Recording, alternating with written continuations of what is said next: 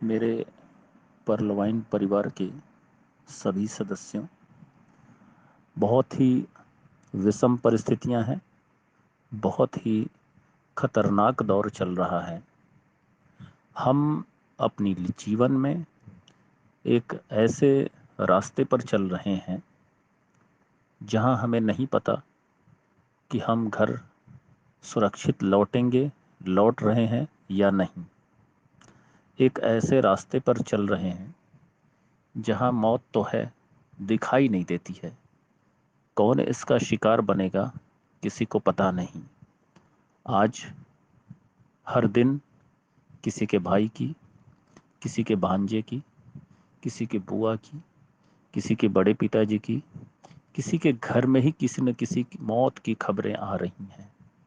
और कोई ऐसा दिन खाली नहीं जा रहा है जब ऐसी खबरें नहीं मिल रही हैं। दुश्मन अदृश्य है।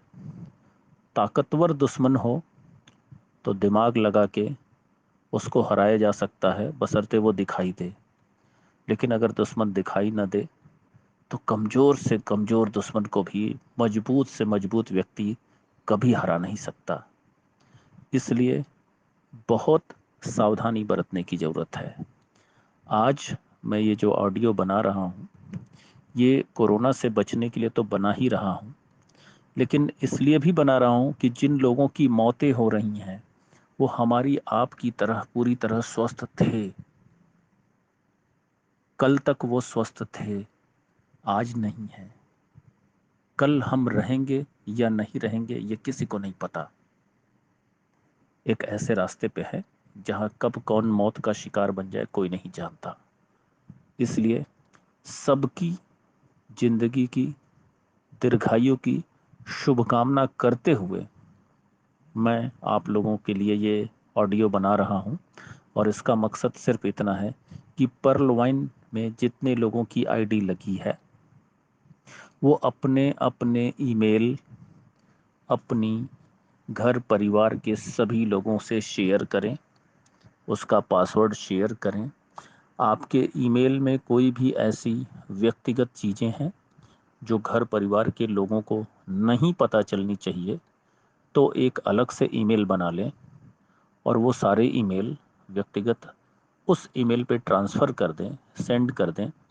और ऐसी हर ईमेल जो घर परिवार के बीच में रह सकता है, जाना जा सकता है, उसको उस ईमेल पे रहने दें जो पर्लवाइन में रजिस्टर्ड है। उसका पासवर्ड सब एक दूसरे को शेयर करें। अपने घर के सदस्यों को, मतलब आप अपनी आईडी का वारिस जिसे बनाना चाहते हैं उसे, अपना मोबाइल नंबर, ये कैसे ट्रांसफ़र होगा, ये कैसे आपके नाम से दूसरे की पीढ़ी पे ट्रांसफ़र होता है, इसकी पूरी प्रक्रिया क्या होती है। अलग अलग नेटवर्क के लोगों की अलग अलग प्रक्रिया हो सकती है। वोडाफोन की अलग हो सकती है, जियो की अलग हो सकती है। इसकी जानकारी हासिल करके पहले से रख लें।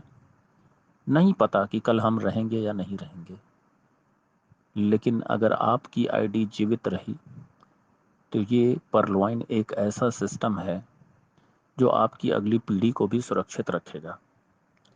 लेकिन अगर आप ये सब करने से पहले कोरोना का शिकार हो गए ना, तो करोड़ों की संपत्ति आपकी आईडी पे आ सकती है, लेकिन उसका कोई लाभ आपकी ही अगली पीढ़ी को नहीं मिल पाएगा। तो जब भी समय मिले, सुरक्षित रहते हुए पूरी तरह से कोविड गाइडलाइन का पालन करते हुए इन जानकारियों को जुटाएं। अगर बाहर निकलना ज़रूरी है तो जाकर जुटाएं, और अगर ऑनलाइन जुट सकता है तो सारी चीज़ों को जानें। और घर के एक एक व्यक्ति से इस जानकारी को शेयर करें कि कभी कुछ आपको हो जाता है तो आपकी आईडी कैसे आपके वारिस को, आपके घर के परिवार के सदस्यों को ट्रांसफ़र होगी।